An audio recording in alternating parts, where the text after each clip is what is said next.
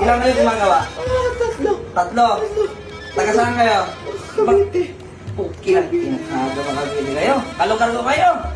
Ha? Ba't yung pinarusahan to? Mayabang. Ano ba?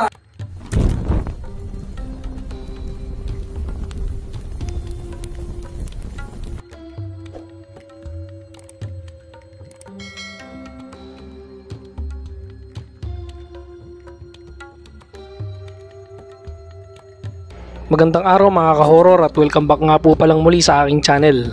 Nandito na naman nga pala tayo sa bagong episode ng Kwentong Agimat at Anting-Anting. Alam nyo ba mga ka-horror na kumakalat ngayon sa social media ang isang video ni Awit na kung saan di umano'y sinasaniban siya at ginagamot siya ng isang manggagamot. Pero ang tanong, totoo nga ba ito o isa na namang palabas para lang makaakit ng views at simpatya? Sa pagkakataong ito mga ka-horror ay tatalakayin natin ang 10 dahilan kung bakit peke ang sanib at gamutan na ipinakita nila. Number 1. Si Awit ay isang content creator at ang gumagamot ay content creator din. Kung parehong gumagawa ng content ang pasyente at manggagamot, malinaw na mas mataas ang posibilidad na palabas lang ito. Ang tunay na gamutan ay hindi ginagawa para lang sa views, kundi para makatulong sa may karamdaman. Number 2. Kulang sa mga palatandaan ng totoong sanib. Sa mga naitalang kaso ng possession, may kakaibang boses, lakas o kilos na hindi kayang gawin ng ordinaryong tao. Sa kaso ni Awit, puro acting at ingay lang ang nakikita. Number 3. Maraming manggagamot ang nagsabi at galit sa ginawang peking sanib at gamutan. Kung mismong mga legit na albularyo, antingero at faith healer ang nagbigay ng pahayag na peke ang nangyari, malaking bagay iyon. Dahil sila ang mas nakakaalam ng tunay na proseso ng espiritual na gamutan. At kung galit sila, ibig sabihin ay malinaw na panluloko. Number 4.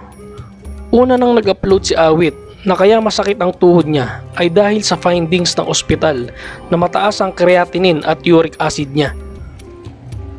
Kung may medical findings na nagsasabing uric acid at creatinine ang dahilan, ibig sabihin hindi espiritual ang pinagmula ng sakit. Kaya't maling ipakita na sanib ang sanhi para lang gawing dramatic ang sitwasyon. Number 5. Marami nang ginawang scripted na video si Awit na kung saan kumukuha lang siya ng atensyon at paawa. May mga history na siya ng paggawa ng content na scripted at padrama, kaya hindi na nakapagtataka kung pati sanib at gamutan ay ginawa niyang pakulo para makahatak ng simpatya at views. Number 6. Paiba-iba ang sinasabi ni Awit sa detalye tungkol sa sumanib sa kanya. Nung una, 2. Nung lumaon ay naging 3. Ang hindi consistent na kwento ay malinaw na senyales ng kasinungalingan. Ang totoo ay hindi nagbabago ang detalye kung totoong karanasan. Ang dagdag bawas na kwento ay paraan lang para mapahaba ang content.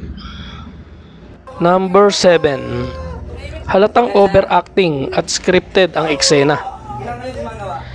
Makikita sa kilos, ungol at sigaw ni Awit na parang eksaherado at pang-entablado ang dating. Hindi natural at halatang pinipilit para magbukang totoo. Ano ba? Nakagalit mo? Number 8. Mas marami ang naniniwala, mapamanggagamot o normal na tao, na si Awit ay hindi sinasaniban at ito ay gawa-gawa lang nila, kasabwat ang manggagamot. Maging ordinaryong tao man o mismong nakakaunawa sa larangan ng gamutan, karamihan ay naniniwala na palabas lang ito. Dahil kung totoo man, dapat ay mas nakikita sa video ang mga tanda ng tunay na espiritual na pangyayari. Number 9. Ginawa ang video para sa viral at views at hindi para sa seryosong gamutan. Makikita sa paraan ng pagkakabuo ng video na parang pang-entertainment at hindi pang-ritual. Ang camera, ang setting at ang timing ay mas mukhang content strategy kaysa relihiyoso o espiritual na proseso. Number 10. Kawalan ng respeto sa tunay na tradisyon ng gamutan at espiritualidad. Sa halip na makatulong, lumalabas na nilalapastangan nila ang tunay na ritual ng mga manggagamot. Ginawang biro at palabas ang isang bagay na sagrado para sa marami. Kaya malinaw na hindi ito totoo, kundi panloloko. Kaya mga ka-horror, tandaan natin na ang espiritual na gamutan ay hindi laruan. At lalong hindi ito dapat gawing content para lang pagkakitaan. Ang paggawa ng peking sanib at gamutan ay hindi lang panloloko, kundi kawalan din ng respeto sa mga tunay na manggagamot at sa pananampalataya ng tao. Kaya mag-ingat tayo sa mga pinaniniwalaan at huwag basta-basta nagpapaloko sa mga palabas na gawa-gawa lang para kumita o sumikat. Dahil sa huli, ang kasinungalingan ay hindi kapalit ng kabayaran. So hanggang dito na lang mga ka-horror. At samahan niyo akong muli sa mga susunod ko pang mga video patungkol sa mga agimat at anting-anting. Maraming salamat po.